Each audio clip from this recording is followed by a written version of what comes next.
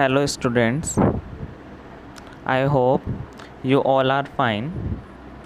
Students, हमने पिछले lecture में class 11th mathematics chapter 1 sets को शुरू किया था, जिसके अंदर हमने सेट की डेफिनेशन, उसके एग्जांपल्स और सेट को रिप्रेजेंट करने के लिए उसकी दो फॉर्म पढ़ी थी, जिसके अंदर हमने फर्स्ट फॉर्म पढ़ी थी रोस्टर फॉर्म और सेकंड फॉर्म पढ़ी थी set builder form.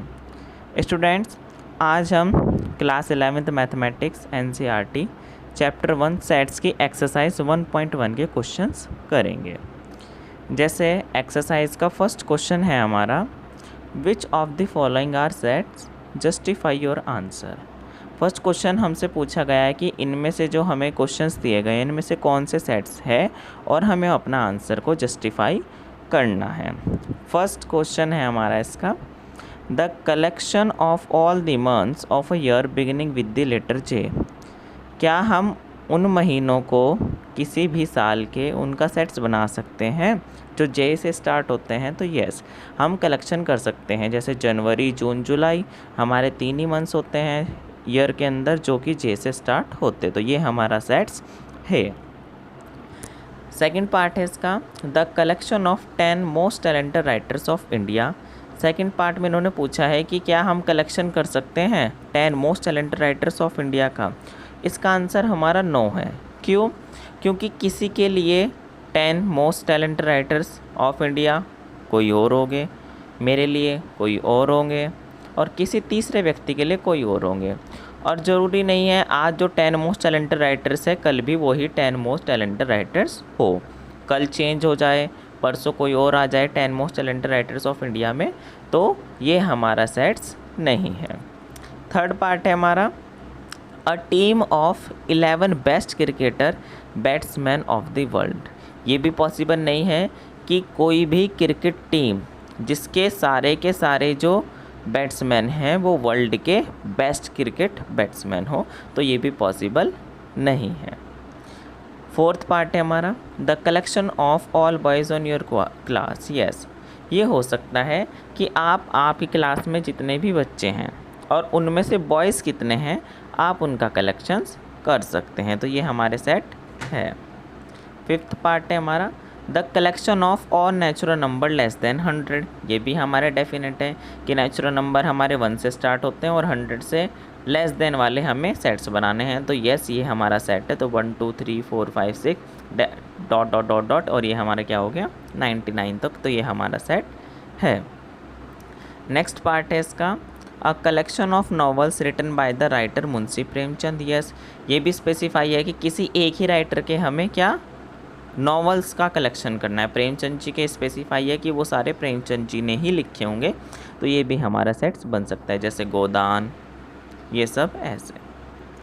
Seventh example है हमारा पार्ट है the collection of all even integer. Even integers का भी कलेक्शन कर सकते हैं हम, ये भी हमारा सेट्स है।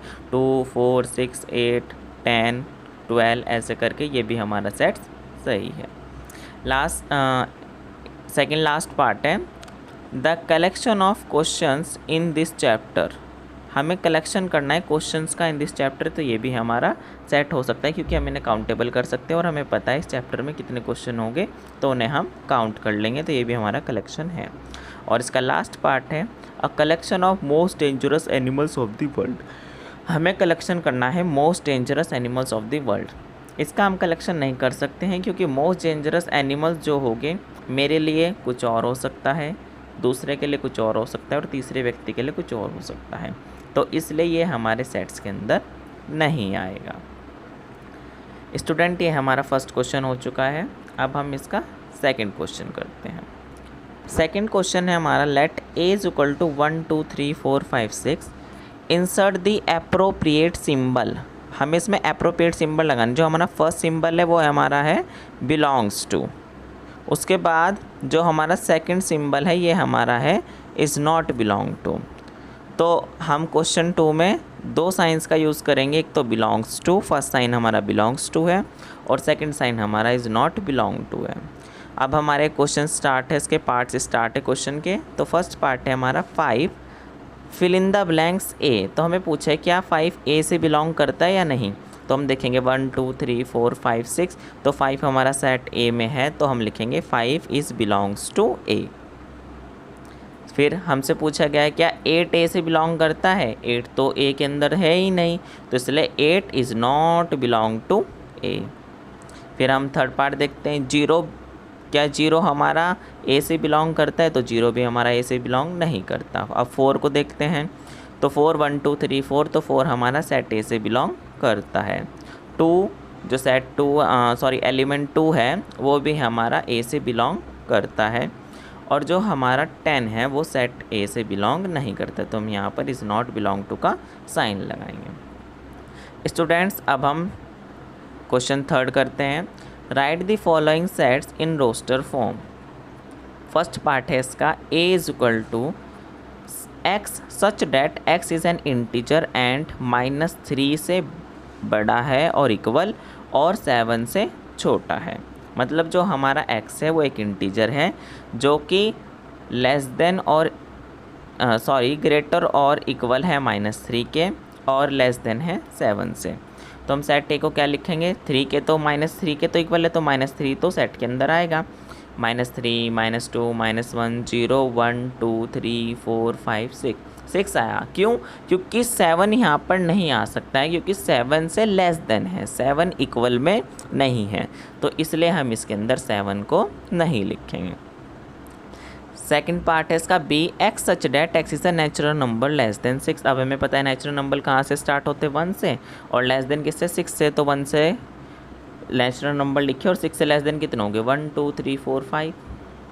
सी पार्ट है हमारा, X such that X is a 2 digit natural number such that the sum of it digit is 8। X क्या है, एक्स एक 2 डिजिट नंबर है, नेचुरल नंबर है 2 डिजिट का, जिसके दोनों डिजिट्स को ऐड करने पर हमें 8 मिलता है। तो वो कैसे हो सकता है, 1 और 7 8, ये भी नेचुरल नंबर, 2 6 8 3 5, इन दोनों को जोड़ेंगे 8, 44 ले लिया तो 4 + 4 8, 53 ले लिया 5 + 3 8, 62 ले लिया 6 + 2 8, 71 ले लिया 7 + 1 8, और 80 8 और 0, तो क्या हो हमारा 8। नेक्स्ट फोर्थ पार्ट करते हैं हम इसका, D x is a prime number which is divisor of 60।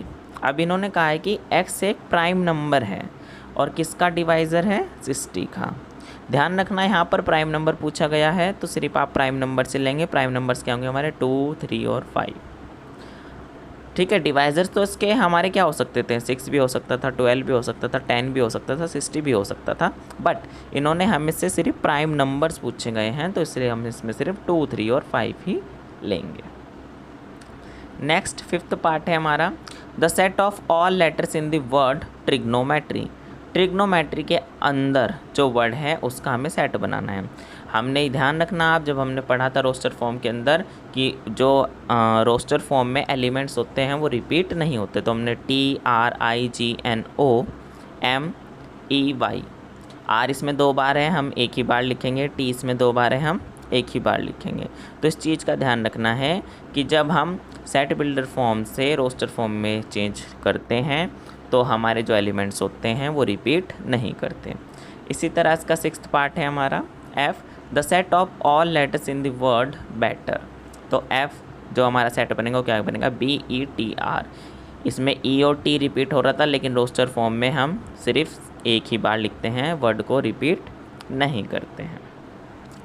Next question है हमारा, right the following sets in the set builder form. अब इसका हमारा फर्स्ट पार्ट है स्टूडेंट्स, हमें रोस्टर फॉर्म में दिया है 3 6 9 12। हम अगर देखें तो सेट से देख के पता चलता है कि हमारा क्या है, 3 का टेबल या फिर 3 के मल्टीपल्स चल रहे हैं। तो हमने क्या लिख लिया सेट बिल्डर फॉर्म में, 3x सच डैट, जो हमारा सेट में है वो 3x है, सच डैट की x 1 से ग्रेटर और इक्वल है और 4 से लेस देन इक्वल है। ठीक है, and x belongs to n, मतलब जो x है वो नेचुरल नंबर से बिलोंग करेगा। तो 1 से 4 तक कितना हो गया, 1 2 3 4, तो 3 1 जा 3, 3 2 जा 6, 3 3 जा 9 और 3 4 जा 12। नेक्स्ट वाला देखते हैं हम। अब जो नेक्स्ट हमारे पार्ट है देखो, 2 4 8 16 32। अब देखो 2 की पावर 1 2, 2 की पावर 2 4, 2 की पावर 3 8, 2 की पावर 4 16, 2 की पावर 2 की पावर 5 इज इक्वल टू 32। तो यहाँ पर हमने देखा कि जो ये है कि इसकी 2 की पावर चल रही है, तो यहाँ पर हम 2x भी लिख सकते थे, 2n भी। ये हमने रोस्टर फॉर्म के नोटेशंस में पढ़ाया था कि x y z n जो भी आपको यूज़ करना है वो आप इसमें लिख सकते। तो यहाँ इस वाले क्वेश्चन में मैंने 2n लिया है।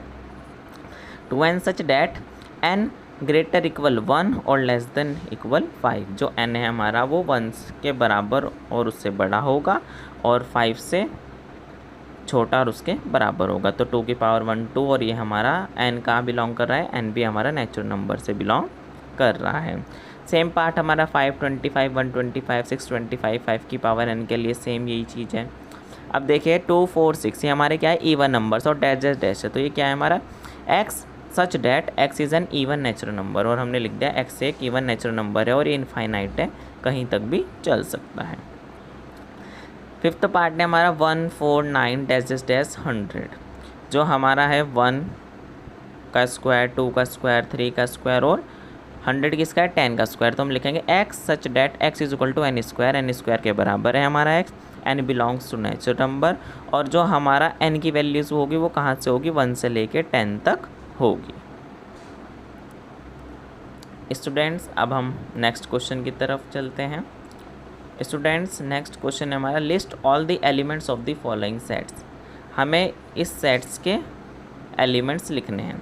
फर्स्ट पार्ट है हमारा a is equal to X such that x is an odd natural number. तो ऑड नेचुरल नंबर हमारे कितने भी हो सकते हैं, तो a को लिखा हमने रोस्टर फॉर्म में 1 3 5 7 डैट डैट कितने भी हो सकते हैं हमारे।